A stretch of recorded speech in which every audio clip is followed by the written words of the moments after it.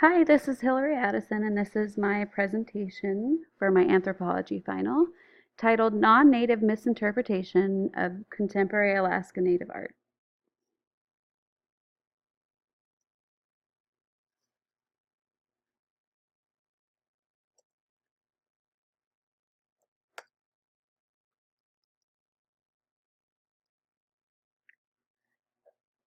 First, let me tell you a little bit about myself.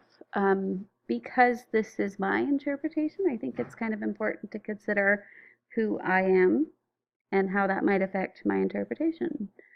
Art is about interpretation, but anthropology is a science, and it's not so much that way. I am an artist at heart, a student, and a lifelong Alaskan, and this influences my opinion on this subject.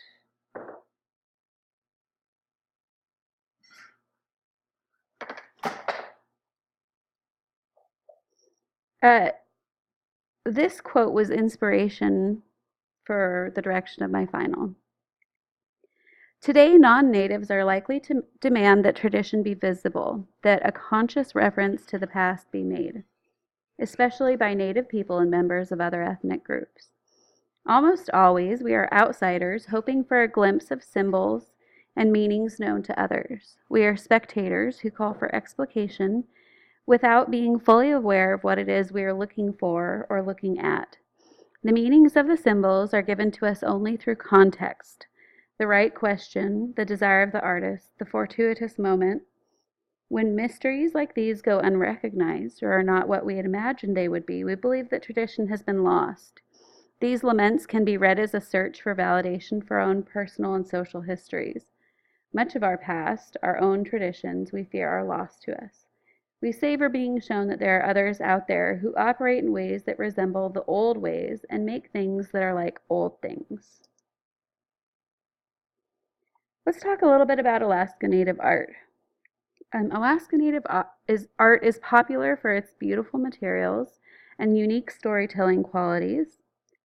Alaska Native art pieces often illustrate an immediate connection to the land and the materials in their presentation.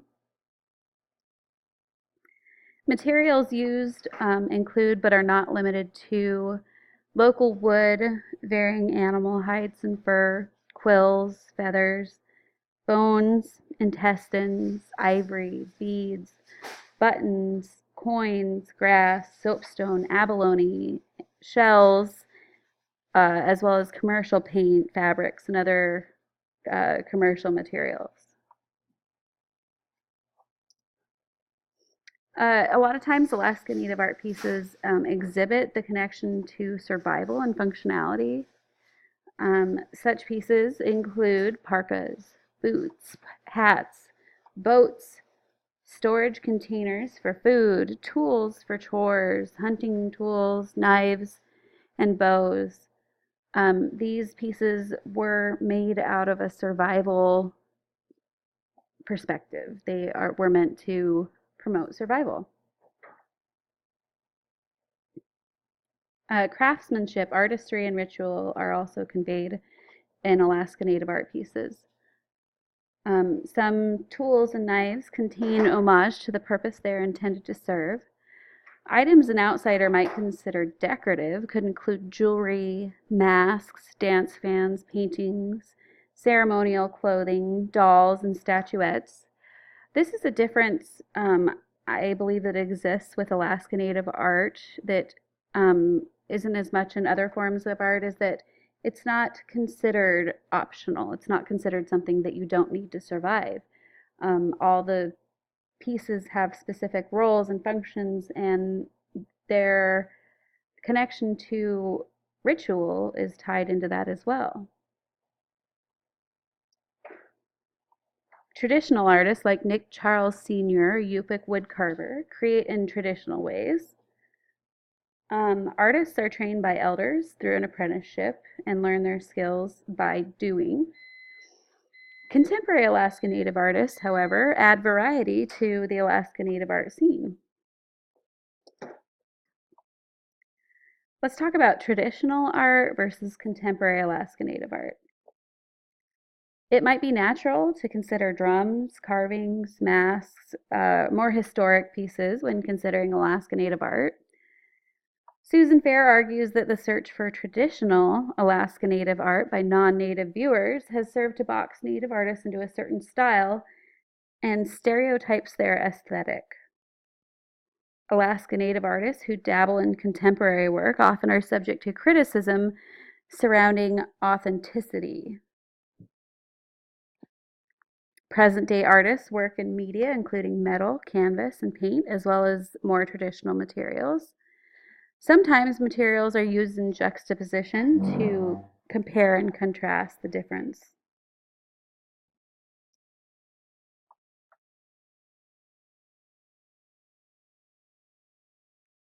Jared Glannon is a Tlingit artist who makes a living creating jewelry pieces out of copper, gold, and silver. These pieces reflect his Tlingit culture. In the pictures shown below, um, the trickster steals the light, which is a raven. The raven is the trickster, and the fire raven as well. Both of these are part of Tlingit culture. In addition to metalwork, he also collaborates with his brother on concept pieces. A recent piece being a tribute to minorities killed by law enforcement officers.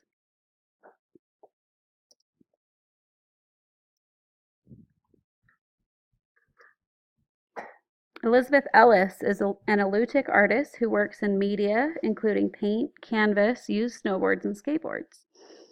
She's also collaborated with Yupik Inupiaq artist Drew Michael to create a series of masks called Aggravated Organisms, which portrayed different health issues affecting Alaska Natives, such as diabetes, HIV, and FASD, or fetal alcohol spectrum disorder.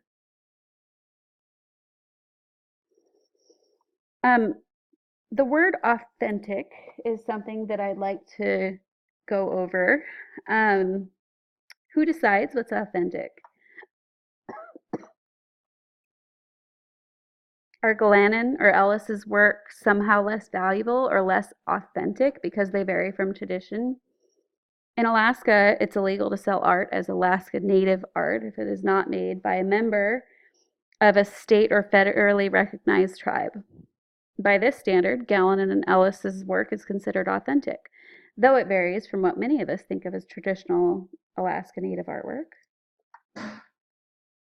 Self-commodification is a type of watering down of one's cultural identity and is pretty common in the Alaska tourist industry, especially in Southeast Alaska. Alaska Native tour guides sometimes represent themselves in a cross-culturally sensitive manner, or one that's easier to understand for outsiders or people who are unfamiliar with the culture. This watering down of identity is ultimately done out of economic interest and helps bring in more money to help sustain a lifestyle.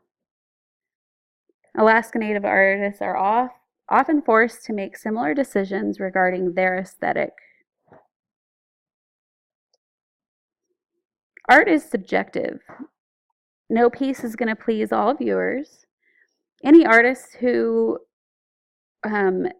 wants to sell their work must choose to make a decision regarding staying true to their own ideas or making themselves more marketable. I would argue, though, that this decision arises more often for Alaska Native artists than non-Native artists.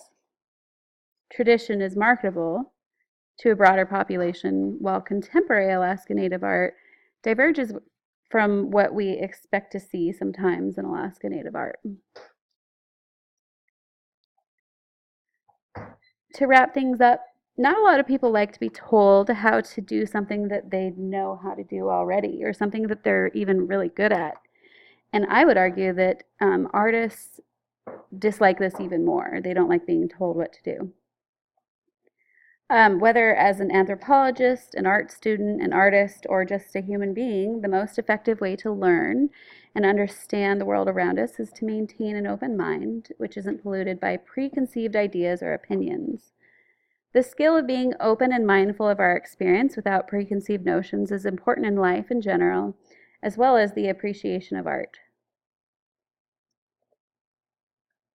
Creation of standards for artwork by the dominant culture imposed on a minority culture is just another form of cultural assimilation.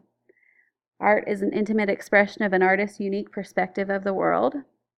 Contemporary artists have not lost a sense of storytelling or the level of skill that was present in traditional art with the evolution of this art.